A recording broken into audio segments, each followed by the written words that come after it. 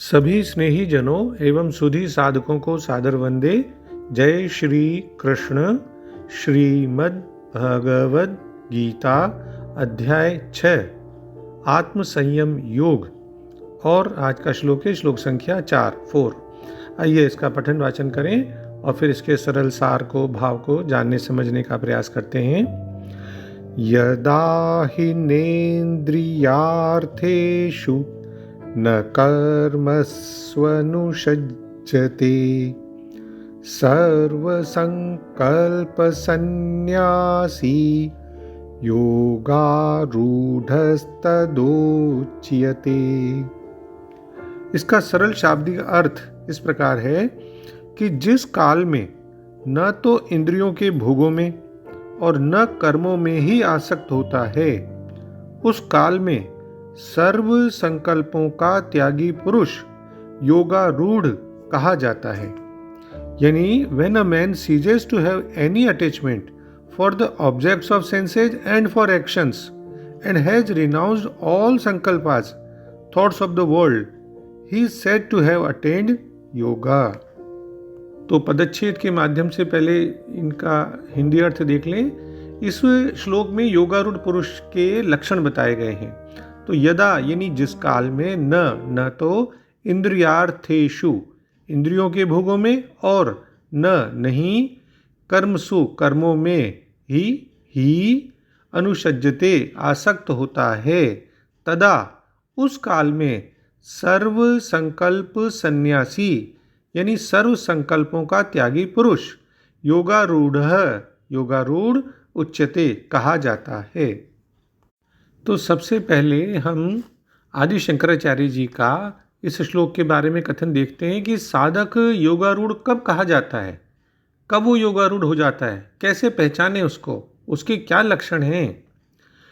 तो कहते हैं कि चित्त का समाधान कर लेने वाला योगी जब इंद्रियों के अर्थों में यानी इंद्रियों के विषय जो है ना, शब्द स्पर्श रूप रसगंध आदि, उनमें और नित्य जो कर्म है नैमित्तिक काम या निषिद्ध कर्मों में, इनमें किसी में भी कुछ भी मतलब नहीं देखकर, कोई प्रयोजन नहीं देखकर आसक्त नहीं होता। उनमें आसक्ति यानी ये तो मुझे करने चाहिए, ये नहीं करने चाहिए वगैरह वगैरह, तो ऐसी कोई बुद्धि नहीं करता। तब उस समय वह सब संकल्पों का त्यागी पुरुष अर्थात इस लोक और परलोक के भोगों की कामना के जो कारण रूपी है ना विचार संकल्प, उन सब संकल्पों का त्याग करना जिसका स्वभाव हो चुका है, ऐसा पुरुष योगारूढ़ यानी योग को प्राप्त हो चुका है, ऐसे कहा जाता है। सर्व संकल्प सन्यासी, इस कथन का मतलब यही है कि सब कामनाओं को छोड़ देना चाहिए, क्योंकि सब कामनाओं का मूल क्या है, संकल्प है, वो स्फुरना है, वो विचार है, वो अंकुर है जो उस कामना के लिए पहले ही पैदा होता है। स्मृति में भी कहा है कि काम का मूल कारण संकल्प ही है। समस्त यज्ञ संकल्प से उत्पन्न होते हैं। हे काम, मैं तेरे मूल कारण को जानता हूँ, तू निस्संदेह संकल्प से ही उत्पन्न होता है, मैं तेरा संकल्प नहीं करूँगा अतः फिर तो मुझे प्राप्त नहीं होगा। ये सब बातें उसमें आती हैं। तो सब कामनाओं के परित्याग से ही सर्व कर्मों का त्याग सिद्ध हो जाता है। क्योंकि जब आप कोई कामना करते हैं, फिर एक निश्चय करते हैं, उस निश्चय के बाद ही तो कर्म होता है। यानी जीव जो जो कर्म करता है वह सब तो कामना की ही चेष्टाएं हैं। तो इस प्रकार आगे शंकराचार्य जी लिखते हैं कि सर्व संकल्प सन्यासी कहकर भगवान समस्त कामनाओं का और समस्त कर्मों का त्याग कराते हैं। देखिए, इनिशियल स्टेज में यानी साधना अवस्था के प्रारंभ में साधक के लिए निष्काम कर्म ही साधन है, ये भी बताया पिछले श्लोक में।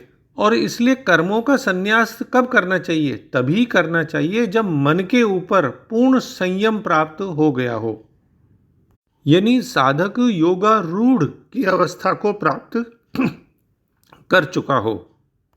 और योगारूढ़ अवस्था में तो पिछले श्लोक में भगवान ने बताया कि साधन है शम। तो भगवान श्री कृष्ण इस श्लोक में मन रूपी घोड़े पर आरूढ़ हुए पुरुष के बाहरी और आंतरिक लक्षणों को दिखाते हैं। एक लक्षण तो यही है कि वह मन से न तो इंद्रियों के विषयों में आसक्त होता है, न जगत में किए जाने वाले कर्मों में आसक्त होता है। ध्यान अभ्यास के समय साधक का मन विषयों तथा कर्मों से पूर्णतया निवृत्त हो चुका होता है। ये तो हम जानते हैं कि मन के सहयोग के बिना इंद्रियों की स्वयं ही विषयों की ओर प्रवृत्ति तो हो ही नहीं सकती। तो इंद्रियों के भोग और कर्मों से विमुख हुआ ये मन फिर आत्मचिंतन में स्थिर हो जाता है। और ये अनुसज्जते, इस शब्द पर भी विशेष ध्यान देने की जरूरत है। सज्जते, उसमें अनु यह उपसर्ग लगाकर भगवान ये बताते हैं कि उस पुरुष को विषयों से रंच मात्र भी आसक्ति नहीं होती। यानी भगवान कहते हैं कि भाई योगारूढ़ पुरुष न केवल ये बाहरी जितने भी डिस्टर्बेंसेज हैं कामनाओं के और जो है कर्मों के और आसक्ति है जो उनमें, उनसे मुक्त हैं, बल्कि जो संकल्प शक्ति का जो डिस्टर्बेंस होता है उससे भी यह योगारूढ़ पुरुष मुक्त होता है।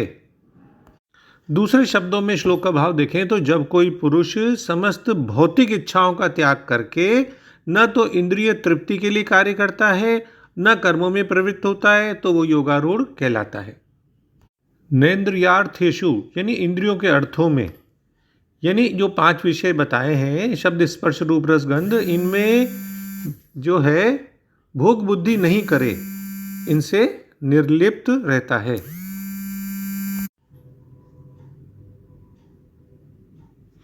इंद्रियों के अर्थों में, यानी जो 5 विषय बताए शब्द स्पर्श रूप रस गंध, इन 5 विषयों में किसी प्रकार की भोग बुद्धि से भोग नहीं करता और निर्लिप्त रहता है। किसी भी प्रकार की अनुकूलता की इच्छा करना यही बहुत अनर्थों का मूल है। तो इसलिए इसका त्याग कर दिया जाए तो मनुष्य योगारूढ़ हो जाता है। फिर कहा न कर्म स्वनुसज्जते, कर्मों में भी आसक्ति नहीं होनी चाहिए।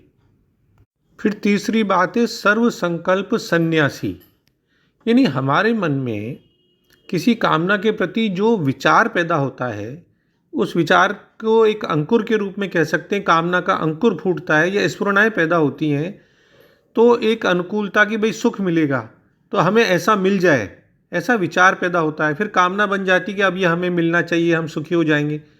तो इसी का नाम संकल्प है। तो वो संकल्प का भी त्याग कर देना चाहिए। तो जो इसका त्याग कर देता है, ये तीसरा लक्षण भगवान ने बताया। ध्यान देने की बात यह है कि इसी अध्याय के दूसरे श्लोक में तो भगवान ने व्यतिरेक रीति से, यानी एक प्रकार से कहा कि संकल्पों का त्याग किए बिना मनुष्य कोई सा भी योगी नहीं होता। और यहाँ अन्वय रीति से दूसरे तरीके से कहते हैं कि संकल्पों का त्याग करने से मनुष्य योगारूढ़ हो जाता है। यानी इसका मतलब ये निकला कि साधक को किसी प्रकार का संकल्प नहीं रखना चाहिए। और सरल शब्दों में इसका अर्थ इस प्रकार है कि जब कोई मनुष्य न तो भौतिक विषयों में और न ही कर्मों के अनुपालन में आसक्त होता है, वैसा मनुष्य कर्म फलों की सभी इच्छाओं का त्याग करने के कारण योग मार्ग में आरूढ़ कहलाता है। देखिए, जब मन भगवान में अनुरक्त हो जाता है तब वह स्वतः ही संसार से विरक्त हो जाता है। तो वही व्यक्ति तो संसार से विरक्त समझा जाएगा ना जो न तो भौतिक सुखों की लालसा रखता है न ही उन्हें पाने के लिए कर्म करता है। वह तो विषय भोग से सुख पाने के सभी विचारों का ही शमन कर देता है। तो जब हम मन पर इस तरह शासन करने की अवस्था पा लेते हैं तभी हम योग में उन्नत माने जाते हैं। इसीलिए भगवान ने कहा कि जब इंद्रिय विषयों और कर्मों के प्रति आसक्ति अनुभव नहीं करता, अहम केंद्रित इच्छा, वही तो संकल्प है, तो अहम केंद्रित इच्छा संकल्प का त्याग कर देता है। तो इन तीनों बातों के होने से उसे योग में स्थित कहा जाता है। 3 शर्तें मतलब पूरी होनी चाहिए योगारूढ़ होने के लिए। इंद्रिय विषयों से अनासक्ति, कर्मों से अनासक्ति और सभी विचारों का त्याग, संकल्पों का त्याग। जब तक मन इंद्रिय विषयों में आसक्त रहता है ना, तब तक वह सांसारिक सुखों के भोग के लिए बाहर की ओर ही भागता रहता है। उसका मन अंतर्मुखी नहीं होता। और जब तक अंतर्मुखी नहीं होगा तब तक ध्यान संभव नहीं होगा। निष्काम कर्म शुरुआत में बताया तो क्योंकि वो वैराग्य विकसित करता है। लेकिन जब मन आत्मा में सुख पाने लग जाता है तो फिर मनुष्य इन बाहरी सारे कर्मों में जो भी सारा आनंद है उसे खो देता है। क्योंकि मन जो है वो इंद्रियों से विरक्त होता है, इसलिए कोई भी कर्म नहीं हो सकता। क्योंकि बाहरी जगत से संपर्क तो केवल इंद्रियों के माध्यम से ही संभव है ना। इस तरह हम समझ सकते हैं कि साधना की उच्चतर अवस्थाओं में एक तरह की कर्महीनता घटित होती है। हाँ, कुछ महान ऋषिगण हैं और ऐसे व्यक्ति हुए हैं जो सभी सापेक्ष विचारों से परे होकर पूर्ण योग में स्थित हो गए हैं और उस परम अवस्था से फिर अवतरित होकर मानवता के कल्याण हेतु संसार में कर्म करते हैं। तो अहम केंद्रित इच्छा का त्याग योगारूढ़ का तीसरा गुण है। ये ध्यान रहे कि जब हम विचार शून्य हो जाते हैं तब ऋषि योग में आत्मा से एकाकार होकर विराजमान हो जाते हैं। यानी साधन अवस्था के शुरुआत में निष्काम कर्म करके मन को शुद्ध किया जाए और उसके बाद जब मन गहन ध्यान द्वारा आत्मा तक पहुंचकर अनंत आनंद का आस्वादन करता है तब शुभ विचार भी समाप्त हो जाते हैं। जब मन आत्मा में ही लीन हो जाता है तो मन का तो अस्तित्व खत्म हो गया, तब केवल आत्मा ही अस्तित्व में रहती है। और यही तो योगारूढ़ की विचार मुक्त अवस्था है, संकल्प मुक्त अवस्था है। यह शून्यता नहीं है, क्योंकि विचार रहित अवस्था में सर्वव्यापी चेतना पूर्णतः जागृत रहती है। बस मन नहीं होता, इसलिए वो जो है विचार से मुक्त हो जाता है और फिर कर्म भी नहीं होते। मनु का कथन है कि सब इच्छाएं संकल्प से उत्पन्न होती हैं और महाभारत में भी कहा गया है, ओ इच्छाओं में तुम्हारे मूल को जानता हूँ, तुम्हारा जन्म संकल्प या विचार से होता है, मैं तुम्हारे विषय में नहीं सोचूंगा और तुम्हारा अस्तित्व ही समाप्त हो जाएगा। डॉक्टर राधा कृष्णन कोट करते हैं इसको। तो सब संकल्पों के त्याग द्वारा अपनी इच्छा को पूर्णतया भगवान के प्रति समर्पित कर देने के द्वारा साधक के मन की दशा ऐसे रूप में विकसित हो जाती है जो ब्रह्म के तुल्य होती है। और फिर इच्छा या आसक्ति के बिना जो मुक्त आत्मा है वो संकल्प के बिना कार्य करती है, जिससे कि इच्छाएं उत्पन्न होती हैं। तो मनु का कथन भी यही है कि सब इच्छाएं संकल्प से उत्पन्न होती हैं। तो योगारूढ़ व्यक्ति के लिए यह आवश्यक है कि वह सब संकल्पों का भी त्याग कर दे।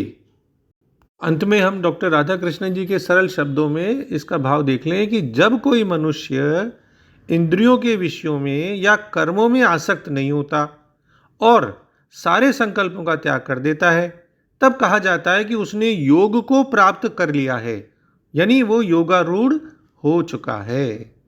जय श्री कृष्ण। ओम श्री कृष्ण अर्पणमस्तु। डॉक्टर BK शर्मा के प्रणाम और किसी भी भूल अथवा त्रुटि के लिए क्षमा। सर्वे भवन्तु सुखिनः, सर्वे सन्तु निरामया।